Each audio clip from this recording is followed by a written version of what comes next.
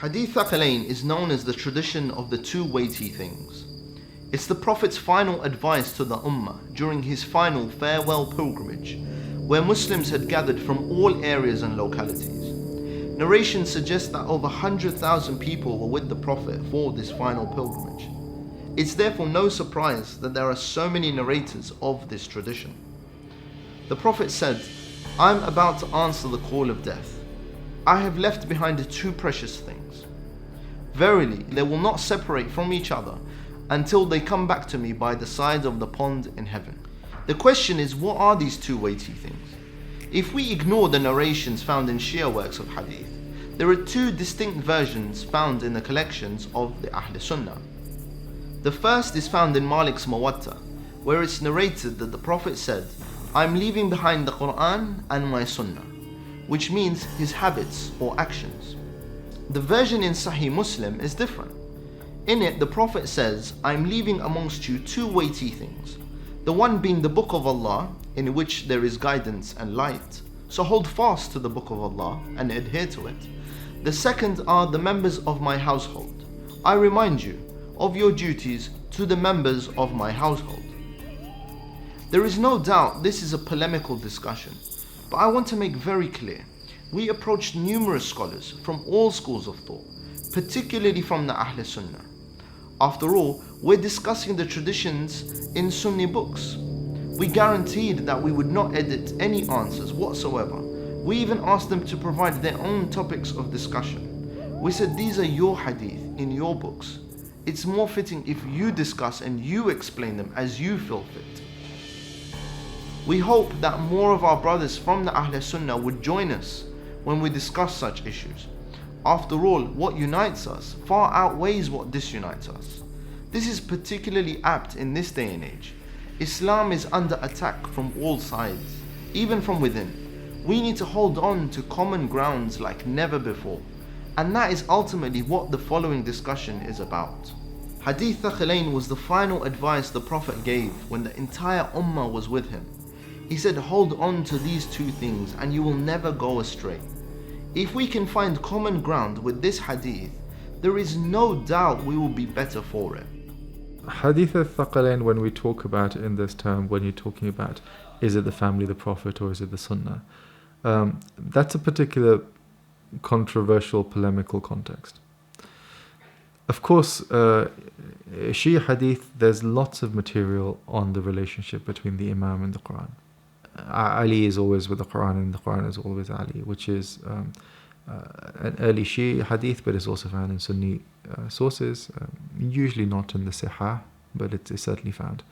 You have others where, for example, the Prophet addresses Amir al-Mu'mineen and says, just as I fought and defended the revelation, the Tanzil, so will you fight and defend the Ta'wil.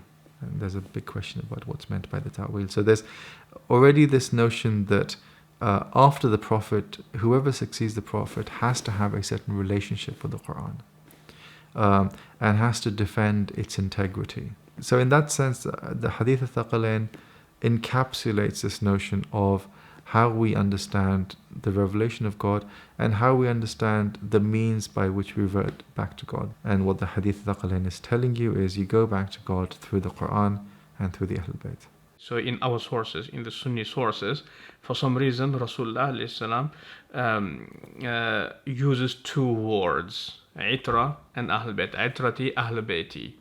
Okay, so even in the same narration, one of the Sahaba said, what is his Ahlul Bayt or what is his Itra? Is it his wives? So then the second Sahabi is saying, no, how come? Because someone may divorce his wives and then he may just walk away. But Itra and Ahlul Bayt is his descendants. So if you look at the term Ahlul Bayt in the Quran, for instance, chapter 33, verse 33, the preceding verses are addressing the wives of the Prophet. Now, the way we know that specific verse, when Allah subhanahu wa ta'ala says, إِنَّمَا يُرِيدُ اللَّهُ لِيُذْهِبَ عَنْكُمُ الرِّجْسَ أَهْلَ الْبَيْتِ وَيُطَهِّرَكُمْ تَطْهِيرًا. The way we know that includes males in that discussion is because of that pronoun at the end. Now, some have suggested that because that pronoun is used, then that excludes the wives of the Prophet, but in reality it does not. What it means is that it includes a number of males, at least one, but that doesn't necessarily mean that it excludes the wives of the Prophet. How we know the Ahlulbayt refers to specifically those five, the Prophet, his daughter Fatima alayhi salam, Imam Ali alayhi salam, and Imams Hassan and Hussein alayhim salam, is because of the multiple narrations that we have, that the Prophet pointed towards them and he said, Ha'ula ahlu bayti. Those are my Ahlul Bayt, specifically those. In my own understanding, Rasulullah alayhi salam in here is referring to Imam Ali and to Imam Hassan and Imam Hussein. These are the three people, because all of them, they have received the tarbiyah from Rasulullah alayhi salam directly. Rasulullah alayhi salam gave them much more time to anyone else. So definitely, the most important thing that Rasulullah alayhi salam brought is Quran. So I don't doubt that these three people, especially Imam Ali, so he is the person who deserves the title of Sahib al-Quran after Rasulullah alayhi salam. Means the second most knowledgeable person about what is in Quran. And the third is Hassan and Hussein, because they were young. So they did not spend that much time as Imam Ali. So in my own understanding, Rasulullah alayhi salam was only referring to them. Definitely Sayyidah Fatima is there. Okay, so maybe just a bit lesser than Imam Ali or equal in terms of knowledge. So, and also the hadith which is transmitted within Ahl Sunnah sources, Hadith Al-Kisai, if you remember. So in there, Rasulullah alayhi salam included some certain people. Who are these people? It was Sayyidah Fatima, Imam Ali, Imam Hassan, Imam Hussein, and himself. And then what did he say? Ya Allah, these are Ahlulbayt. So purify them. So even Salama comes, no. You are doing well, but not one of us. Stay out. So I say this Itra, Thaqalayn, is talking only about these people. And it is talking about source of guidance. As Quran is source of guidance, these people are also source of guidance. The Shia traditionally have held that the version which they support of the Hadith Al Thaqalayn, where it's the Kitab Allah wa Itrati or Ahlulbayti, is mutawatir and has 27 or 29 or 36 different chains of narration. In a sense, is not really important. What's important is what does that particular hadith mean for them, and what does it signify, and what does it prove for them.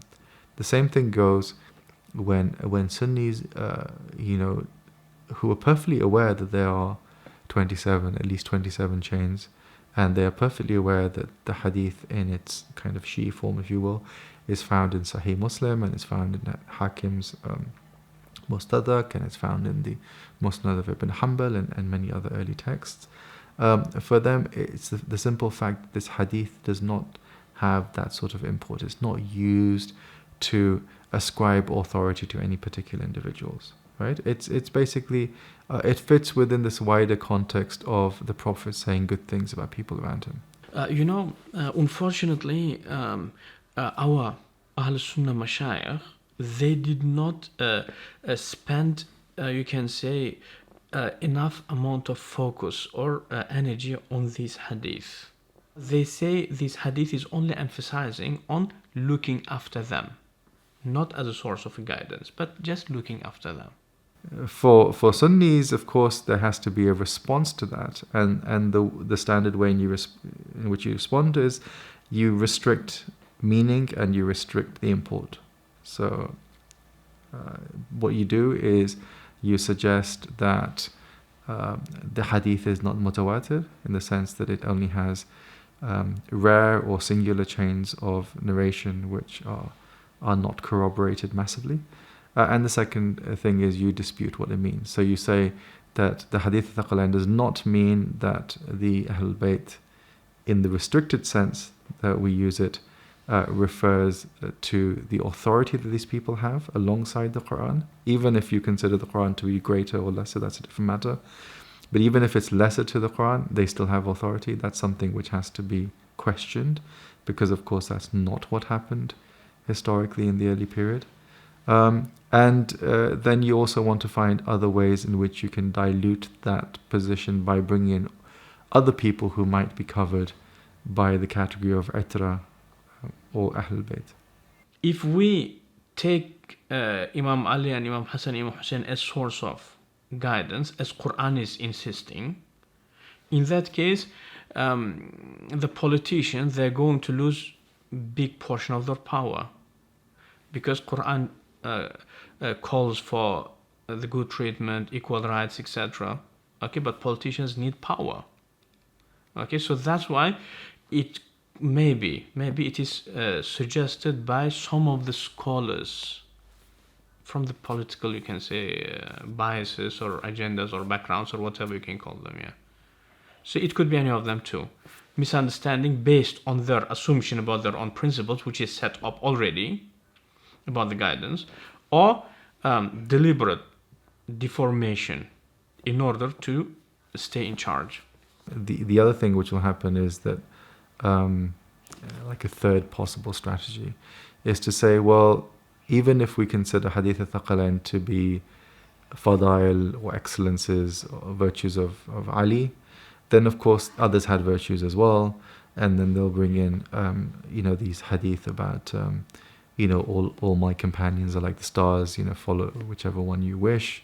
So again, there's a sense in which you dilute the meaning of the hadith by saying, well, there are lots of other hadith which talk about the excellences and the virtues and the authority of other individuals. And again, you would see that if you read that whole chapter in Sahih Muslim, where you have all these fadail.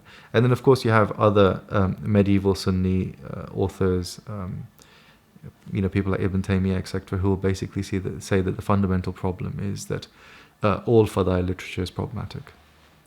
So they will say that the best thing to do is just to ignore all fadail literature, because there's so much of it and a lot of it is clearly fabricated. Attempts to ignore or downplay the tradition are widespread. However, they come with their own inconsistencies. If we consider the idea that the hadith includes the wives and other relatives, then who would I follow in the Battle of Jamal, for example, where the wife of the Prophet is leading an army against Imam Ali, who was the Caliph at the time?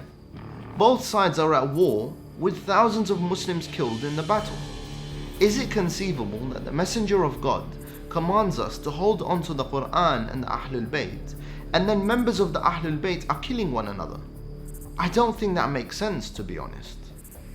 The argument that suggests that the hadith is commanding Muslims to look after the family of the Prophet, well, I suppose my question would be, why then was Fadak taken away from Sayyidah Fatima? Or why was her house threatened to be set on fire, with some historians convinced that that attack actually took place? Why was she so angry with the Muslims that she asked to be buried in secret? And even to this day, no one knows where she is buried. You also have the battles of Jamal, Siffin and Nahrawan, where Muslims waged war on Imam Ali, who was eventually killed by Ibn Muljam whilst leading the prayer. You have Imam al-Hassan poisoned, and then Imam al-Hussein, along with all the male members of the Prophet's family, killed at the Battle of Karbala in the year 61 AH. Clearly that interpretation of Hadith Al-Thaqalayn was ignored. But if we put history to one side, let's say the Prophet meant that we need to look after his family. How do I, in the 21st century, follow this advice? How do I look after the family today? They are no longer here. I clearly have my own biases, but it seems like there have been deliberate attempts to distort the true meaning of this hadith. But what about, for example, Zayd al-Shahid, Musa al-Kadhim, Ali Sajjad, the most glorious Imams of Islam? They were gloriously knowledgeable. But are they included into this Thaqalayn hadith? Jafari Mashayikh, according to their own understanding, they say yes. I say no, sorry. I love them. Our Imams, unbeatable Imams. For me, Ali Sajjad is 100 times better than my own Imam Abu Hanifa. Better in knowledge, in piety, in righteousness, in everything, as well as in the beauty, physical beauty also. So in all of the aspects of human being. But is he included into the Hadith Al Thaqalayn, which is talking about the guidance, source of guidance? Ali Sajjad is perfectly guided, but he's not included into this Hadith of Itra. Hadith is only talking about those Ahlul Kisa only. They will never be split up. So the people who are killing Ali, the people who are poisoning Hassan, the people who are killing Hussein, they were killing Quran. It's equal. So killing Quran, what it would worth? Exactly same, opposing Ali in any way, regardless. Or killing him, killing Hassan, killing Hussein. It's equal. Killing Quran, killing Ali, killing Hassan is equal. For me, it is equal. Because each of them are independently source of guidance. The understanding highlighted by Sheikh Atabek is a growing opinion among certain sections of the Ahl Sunnah. Various scholars are now of the opinion that this tradition is referring to guidance in the family of the Prophet.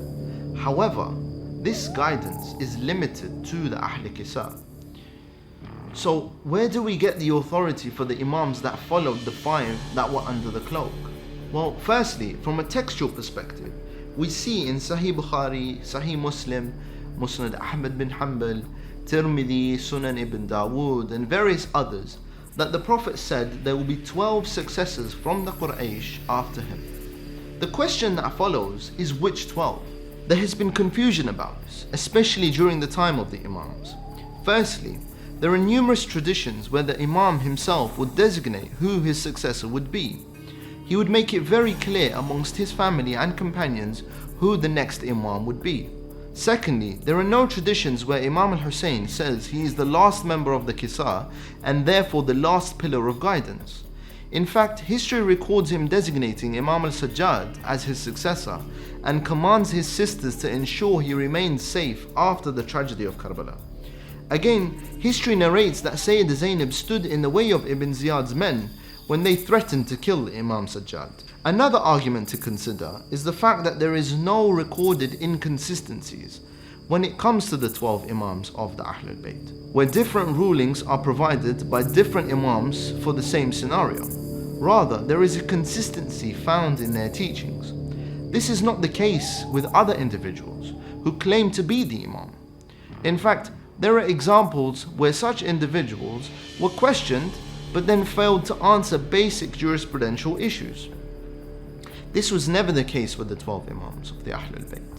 What's more, there are no examples of any other scholars superseding them in knowledge or any other excellence. Forget Shia historians, consider history written by other schools of thought. You won't find any examples where the Imams were corrected by anyone or were superseded in knowledge, or examples where they went to learn from other individuals.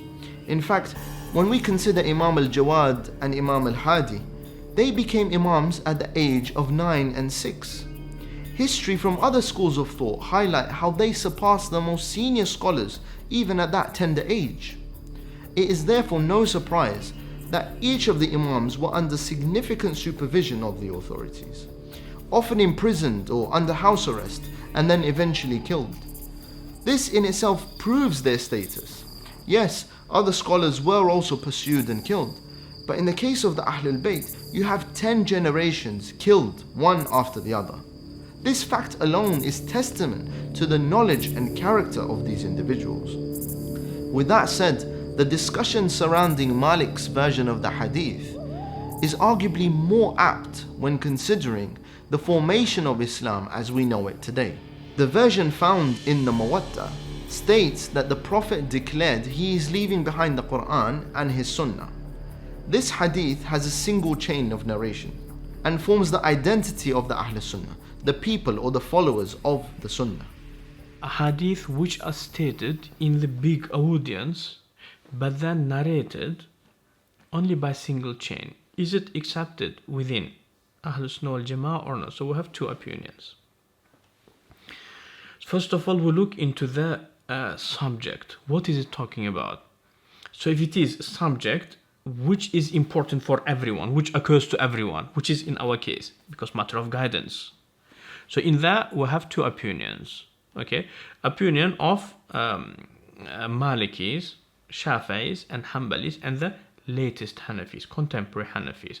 They say single chain narration is sufficient. But we have early Hanafi position, which I follow by myself. If the issue is something that occurs to everyone and everyone needs to know, which is guidance, the issue of guidance, for example, in that case, single chain narration is not accepted, but it actually proves the hadith to be weak. Al-Muwatta is one of the earliest compilations of jurisprudence that we have in the Islamic tradition. The question is, well, why is his version a little bit different? Did he intentionally intend to sabotage the narration or to fabricate the narration? One thing that's important to understand is that even though most scholars were well versed in a variety of traditions, so when you came across a jurist such as Imam Malik, of course he's well versed in jurisprudence, in legal theory, but that doesn't necessarily mean that his ability to distinguish fully between what is authentic and what is non-authentic is not as fine-tuned as his other abilities. And even within the Ahlulbayt school of thought, you had scholars who were very well versed in the areas of law and legal theory, but were not as well versed or fine-tuned in their area of, or in their study of narrations. And that's why you find, even within our own school of thought, that there are some traditions which are narrated by jurists which are questionable. The significance of Malik's quotation of Quran and Sunnah fits within his wider, the wider context of what he's trying to do. So the fundamental thing about the Maliki school, and Malik's Muwatta in particular in the early period, is to establish authority as residing in the practice of the people of Medina, what's known as the Amal Ahlul Medina, which is something that the Malikis were very keen on. And they directly associated Sunnah or Prophet with the practice of the people of Medina. So what in effect is being said when Malik quotes the hadith saying, cleave to the book of God and my Sunnah, in effect is basically saying, look, the authority of the practice of the people of Medina is normative. Right? So it then becomes almost like a foundational text to establish why the Muwatta is important. So something very, very different to when you find the hadith in its other forms in other texts. So the context of the Muwatta makes it very clear what's being said. It's fundamentally about the authority that Malik gives to this practice, this corroborated, continuous practice of the people of Medina. The concept of Amal Ahl Medina, or practice of the people of Medina, seems like a very logical point at which to begin. The family of the Prophet, as well as his closest companions, all resided in Medina. So gathering your sources from there makes the most sense. You could even say that from that point of view, this version of Hadith Al Thaqalayn sits in harmony with the version found in Sahih Muslim. However, when we begin to unpick the concept, there are suddenly a number of issues that come up. First and foremost, when we look at the Quran, we look at the chapters that were revealed in Medina, especially the ones towards the end of the Prophet's life. Chapters such as Surah Tawbah, chapter 9, where the vast majority of the discussion is referring to the hypocrites, people who claim to be the supporters of the Prophet, who turned out to be conspiring against him. The chapter talks about so-called followers who always made an excuse when the Prophet commanded anything, who even mocked some of the sincere companions. In the same way, consider chapter 63, the hypocrites, a whole chapter exposing so-called companions who didn't even believe in the Prophet, liars who would pretend to be Muslims, exposed by God in the Quran. These people also lived in Medina. So naturally, one has to wonder, to what extent did the concept of Amal Ahl Medina also take from these hypocrites? The other point to consider is why the version that speaks about Quran and Sunnah is not narrated in any of the 6 Sahih books. Surely such a critical hadith would have been cited. That is a quite tough question, actually. That is a very tough question. First of all, we cannot question Sahih al-Bukhari, because Sahih Bukhari is left as draft copy. So Bukhari never finalized. So the copy that we have now, it is not the copy of what Bukhari was intending to make. Understand? Yeah, so it is out of context. Bukhari is out of context. But what about the rest? One of the reasons could be they did not have the authentic chain of this narration, or another could be in their understanding, the ones who did not narrate, in their understanding it was mistransmission of the Hadith Al Thaqalayn. There could be more than one reason. But what was the actual reason? Well, they know, and God knows. Yeah. This is a loaded question. Do you think they could have been influenced politically? Anything is possible. Okay, anything is possible, because human, regardless whatever his status, so we all get influenced. Okay, so for example, right now you are wearing certain clothes. Why? Because you are influenced. Understand? So influence is there. Okay, and some of the influences could be permissible and some are not permissible. But how do we know? Well, God knows that. So, yeah, especially for example, Imam Nasai, he is very well known. Okay, so he has been killed. Why? Because of the matter of Ahlulbayt and Muawiyah. So he treated Muawiyah in very low level. Okay, so because he had tashayyu', if you know the meaning of tashayyu' Sunni. Okay, so tashayyu' Sunni, in which not insulting Abu Bakr and Umar, but keeping Ali above them. So that is tashayyu' Sunni. So they killed him because of that. Okay, so if you remember, he came to Sham, to Syria, and in the main Jami' of Damascus, he started narrating the hadith. They asked him, because Sham, you know the meaning of Sham then, okay, Umayyad, center of Umayyads, to narrate the ahadith in the fadail of Muawiyah. So he became very angry and he said, I don't know any hadith in the virtue of Muawiyah except that Rasulullah alayhi salam says, may Allah not fill his belly. That type of... So then the people, the muhaddithin in Sham, they became very... Then they started kicking, beating. So he was bleeding and then he had to go run away physically out of Damascus, and in one of the ruins of the ancient city there, he just died there. He was bleeding and he just died there. Okay, so, and his collection is one of the 6 books, Sunnah. So I don't think that this person with this courage would be influenced out of fear by political, you can say, mentality. Definitely, I'm not saying that he will not be influenced by, and he will be influenced by something, but not because of fear. Look how he died, as a courageous person. Okay, insulting Muawiyah in the center of Umayyad's place. So I don't think what you are saying could be applicable on him. Okay, so means it could be anything. It could be anything. We have to understand that throughout history there was also a deliberate attempt to specifically divert attention away from the Ahlulbayt to other figures and other personalities. Whatever the reasons may be for that. Some of it was political. Actually, a lot of it was political. And scholars were, for the most part, under the influence of politics and politicians. And so what they chose to narrate, the wording that they chose to narrate, sometimes was based off of that influence and the interests that they had to serve. We can't say for sure why certain traditions were included and others weren't.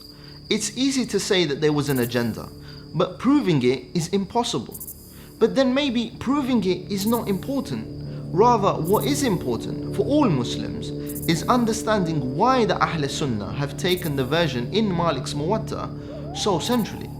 Like I said, the name Sunni or Ahl Sunnah comes from this tradition, the people who follow the Sunnah. So the importance of the Sunnah, the most popular or the most common school in our time, the school of Ahl Sunnah, it is Hanbali school. For them, Hadith and Sunnah is predominant. It is above Quran, it is above anything. Okay, so even they quote from Awza'i, in which they say, Awza'i says, for me it is quite dangerous statement, but they narrate it from Awza'i, and you know the Awza'i, okay, Mujtahid of Sham, etc. So Awza'i says that Sunnah is superior above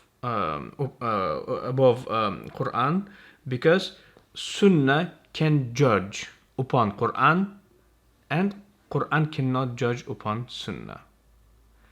So Sunnah can specify what is general in Quran, but Quran cannot specify, limit what is general in Sunnah. Do you understand?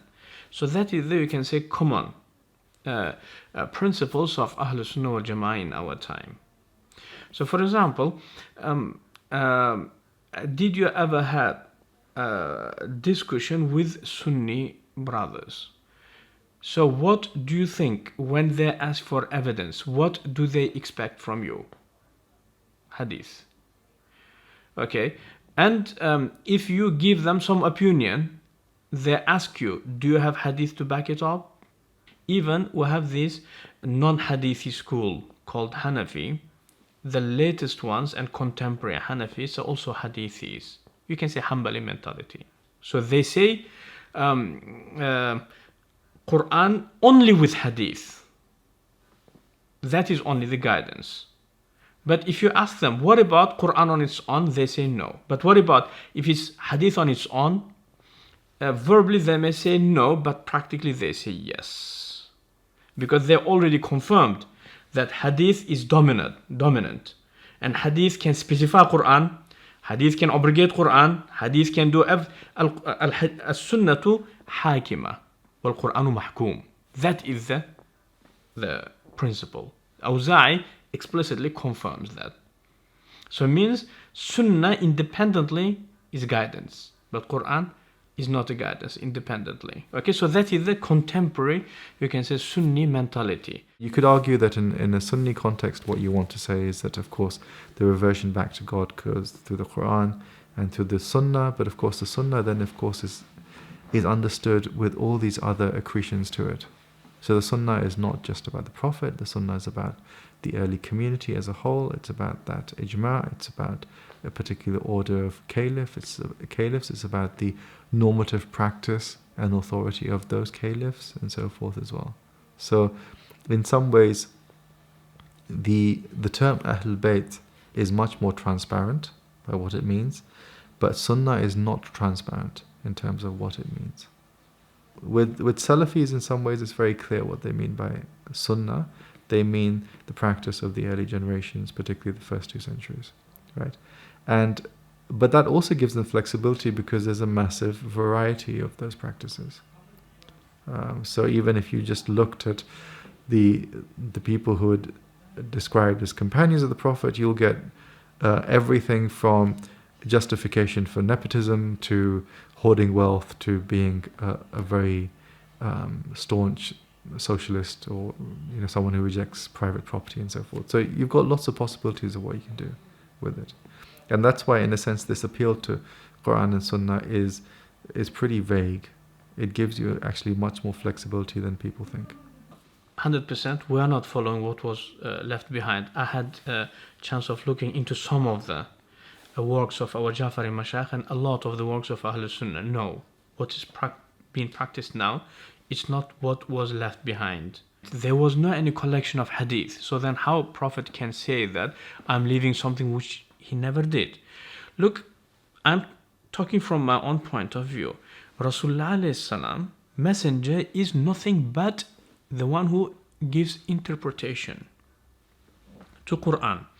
And interpretation is not all the time verbal, but by practice also. So I'm living Sunnah in Arabic language means my way of being, my path, my habits. So what Rasulullah used to do and say, it is just interpretation of what we should, how we should act upon Quran. And that was left behind, definitely. But did they transmit it as correctly or not? That is a different question. Because as soon as Rasulullah died, when these Bani Umayyah came, so they have ordered their own scholar to rewrite the Sunnah under the name of Sirah, Maghazi. Definitely, I'm quite confident that there will be a lot of deformations, a lot of hiding the facts, a lot of, you can say, things, but yet there will be some drops of light also, if you understand what I mean. So, was there something left behind? Of course, Rasulullah living with them for 23 years or 25 years, so he was demonstrating his Sunnah. Sunnah means habits. Okay, Quran is revealed about forgiveness. So, look, learn from me how you should be forgiving. And by his practice, he demonstrates forgiveness and mercy, for example. Understand? So did he leave something behind? Definitely he left. Okay, but was it written or not? There maybe we can disagree. As the scholars in the time of Sahaba disagreed, or even in the time of Rasulullah. Okay, Abu Bakr, he was against writing any hadith. Even in Mustadrak of Hakim says, okay, in one of his books, I think it is in Madkhal, if I'm not mistaken, he was told that Sahaba, they have got some manuscripts with the collections of ahadith. So he collected them all. He told them all to bring. And in total it was something about 500.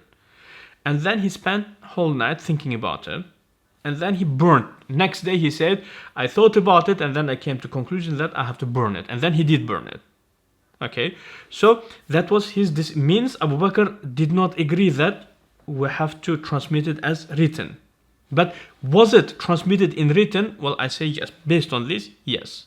Okay, and Imam Ali had perfect knowledge of all of that. There wasn't any dot in Quran which he did not know. Maybe some of the other Sahaba, maybe there were passages. Abu Bakr, for example, فَاكِهَةً وَأَبَّا.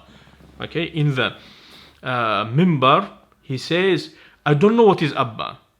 Understand? So it means some of the Sahaba did not know some of the verses. But what about Ali? No. He spent enough time to learn each single dot in Quran. Okay? So that's why Rasulullah was emphasizing. So during my lifetime, you took from me, but now I'm leaving him and his children. They spent long enough time to learn from me what is revealed in Quran. So they will never get separated from Quran. They will have perfect understanding of Quran all the time. So carry on learning from them. So that was the meaning of that hadith. One of the old myths was that the concept and authority of the Sunnah is established by Shafi'i. That's not true, because the recourse to the idea of the Sunnah is found in very early texts, and we have examples of that. And there it's understood as one Sunnah amongst many other Sunnahs. Perhaps what Shafi'i does is he delimits what is meant by that. So the classic definitions that you find in Sunni contexts of the Sunnah, being what the Prophet said, what the Prophet did, what he acknowledged in his presence and so forth. And what authority that has with respect to the Quran, with respect to theological positions, etc. You find that being articulated in the Risala of Shafi'i.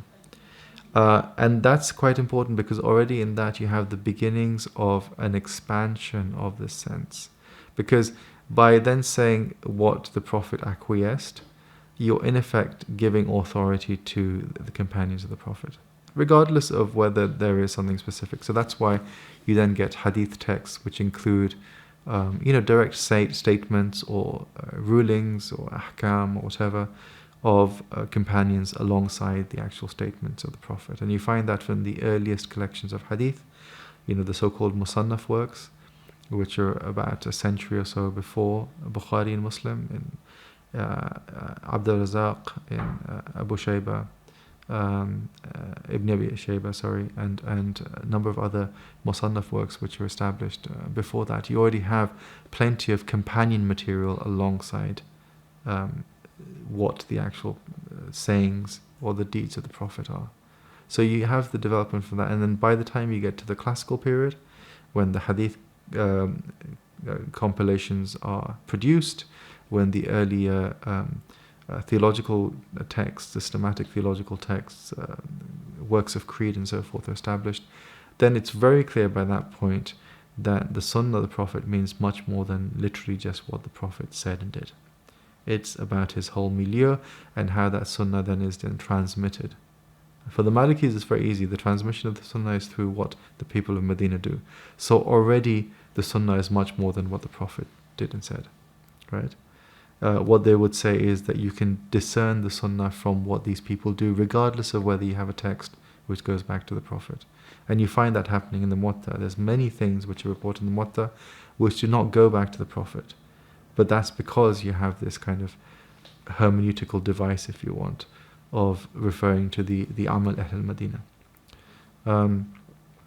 But for the others, of course, you have this wider sense of where the community comes in, where the normative practice of the caliphs and the companions and then the successors and so forth comes in. And so then you have this expansion of a sense of what Sunnah means.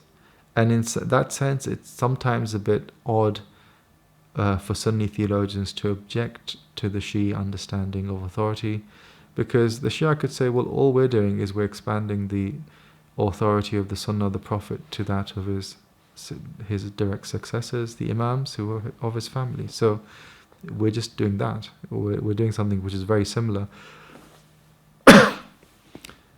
If anything, we're not extending it as much as you are by bringing all sorts of other people into it. If the Shia are criticized for saying they belong to the Ja'fari school of thought, the school that was set up by Imam al-Baqir and later formalized by Imam Ja'far al-Sadiq, because these Imams were not there at the time of the Prophet, well then it must be proven that their teachings are contrary to the practices of the Prophet. Even one example. The same, however, cannot be said about other schools of thought who take their practices from companions who openly did things differently to the Prophet. Things that were halal at the time of the Prophet were made haram after he passed away, or additions to the Fajr Adhan, or the Taraweeh prayers being described as a good innovation. And there are various other such examples. What you accept when you accept the Sunnah of the Prophet, the Sunnah as such, is you're accepting much more than the Prophet. And that's made very clear in the famous controversies about after the death of Omar, the 6-man committee and what they offered the two candidates.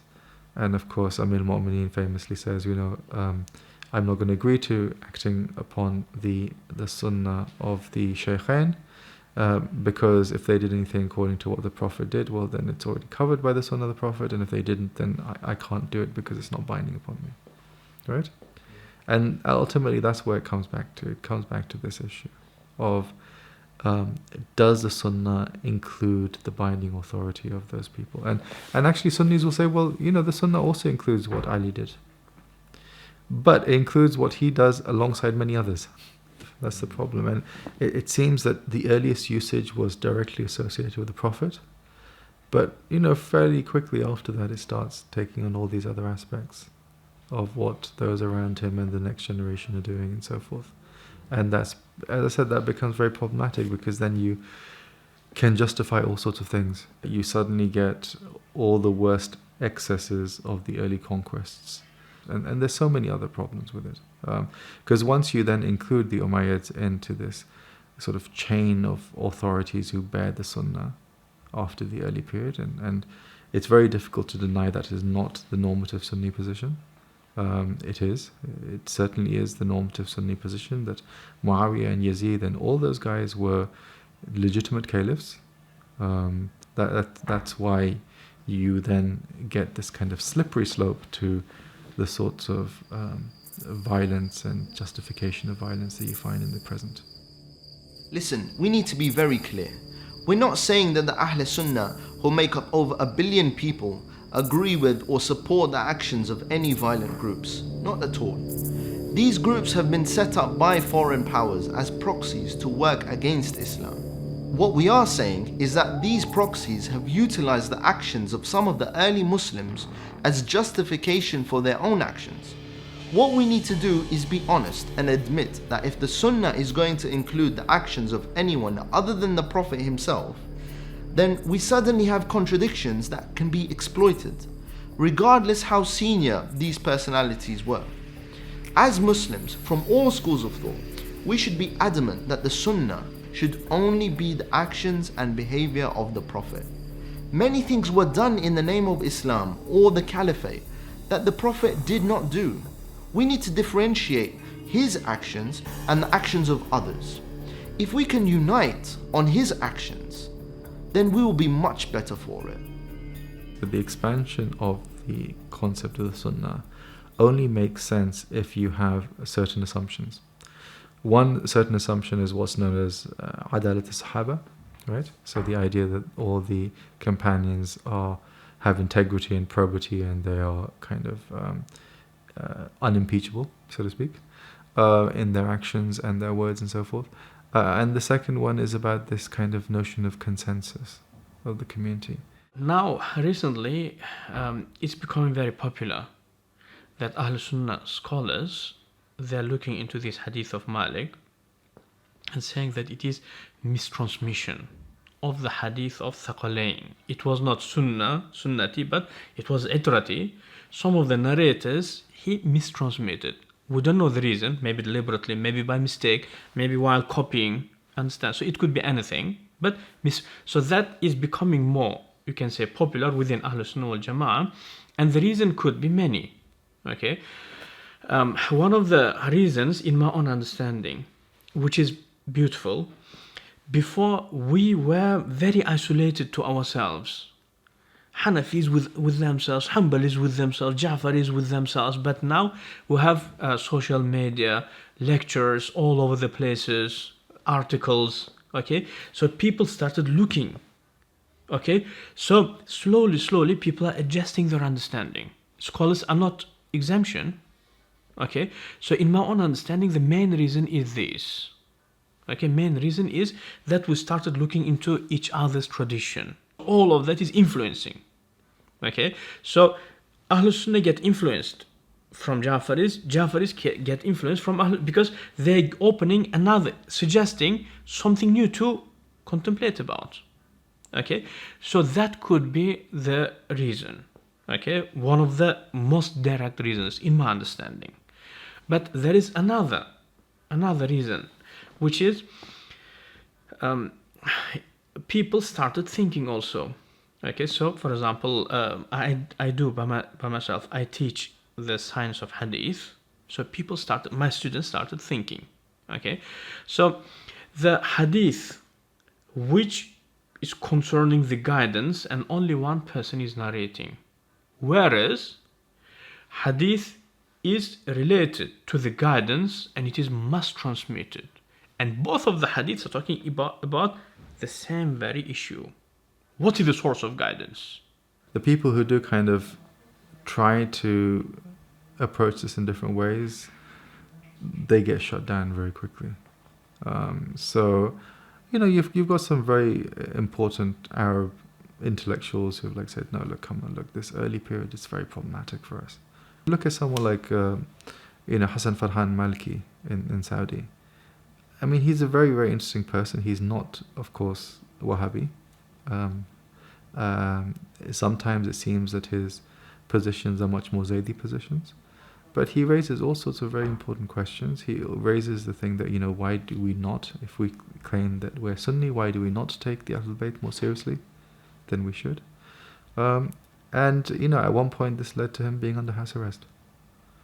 And that happens with other people as well.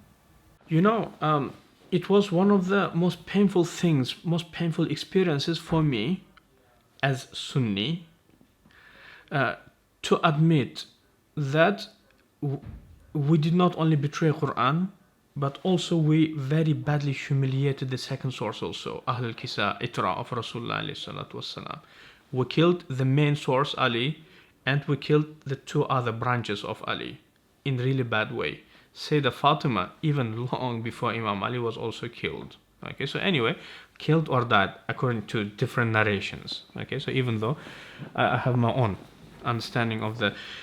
So, I have really badly struggled. Okay, because till today, when I open Quran, if I want to prepare some lecture about one verse, believe me, I spent hours and hours and hours. The other day, I prepared a lecture about Yajuj Ma'juj, mentioned twice in Quran. Believe me, I spent about 9 hours. I go to Tabari, I go to Qurtubi, all of them are top scholars. Okay, Tabari, you know that amazing scholars, but so contradicting each other. Understand? So what I'm saying is, if we would listen to what Rasulullah said, we would summarize all of that 10 hours into 2 minutes. Ali would give the actual thing without giving us all of the opinions. Who is it? Dhul-Qarnayn? Yeah, Alexander the Great, or Dara, or Cyrus. Interpretation, some say no one knows. Understand? And then you have to dig into it. So if no one knows, why to mention this story? Understand? So Ali would just, by a couple of words, he would just satisfy everyone, you know. Okay? But unfortunately, it's gone. We killed him. But where is the heritage? So the ones who came after him, all of the hypocrites, destroyed that heritage also. Burned the books, okay? Fabricated these munajat, saying that is the knowledge of Ali. Ali was not that crying Romeo, you know. Oh, Ya Allah. He was greatest abid, but his knowledge was not munajat. His knowledge was herbalism. His knowledge was science. His knowledge, whatever is mentioned in Quran. Okay? Now, if you ask any scholar, I'm not sure about our Jafari Mashayikh, but our Ahl Sunnah Mashayikh, what is the purpose of life? They say, yeah, so you can worship. Finish. That's incorrect. Understand? You will not get any proper answer because interpretation of Quran was killed by us, by our hands. We killed him in Kufa. Okay? So now, advice for myself and for my friends, how we can get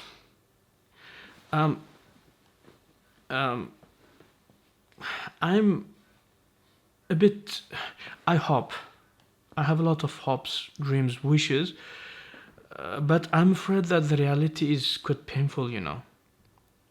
I struggle to find the opinions of Imam Ali, authentic opinions, because all of the genuine students of Ali, they have been labeled as heretics, just to cut the source of knowledge of Ali, you know.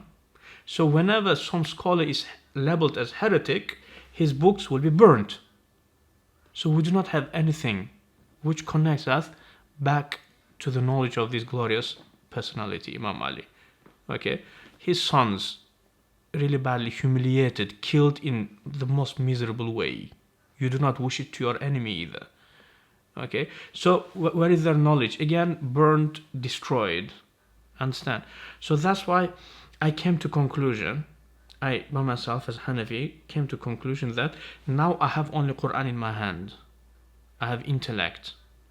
And I try my best. Whenever anyone says to me, we have narration from Ali, I go, I make sure, and I compare it. But I do not take it straight away because there is a lot of fabrications. Because people wanted to make him to look very evil, very stupid guy, you know.